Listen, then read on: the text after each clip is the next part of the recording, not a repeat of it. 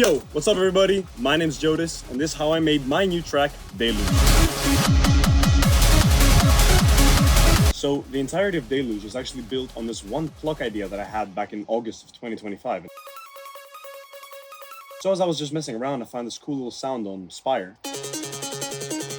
And I managed, by putting a Saturn on it, to make it sound almost like a super compressed electric guitar. And I fell in love with the sound. I really wanted to make the breakdown as big as possible. So I thought, I'm making trance. Let's do it. It just has so much energy. And really, I knew that this was where the track was gonna go. Now that we had the main part, I started adding a few layers. Bass, a super soft stack, and also adding this super distorted lead that just slides and plays throughout the entire track actually, and just really brings up something super special in my mind. And I actually managed to find this really sick bass that I had made in Serum.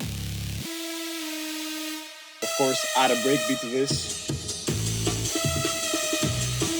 Of course, who can forget a bit of ambience to really fill up the rest of the space and give the track a lot of energy.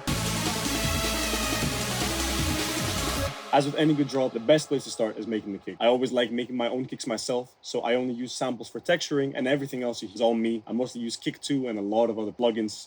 Super punchy, super powerful drums, and I just layered it to really just bring in the energy. I always love putting a super strong percussion layer right in the middle just to boost the mids. Little snares.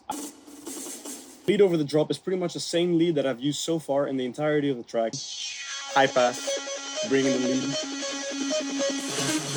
and then the main, even more ambience and effects. It really just helps fill up the space and give a drop an energy that otherwise it might not have bass.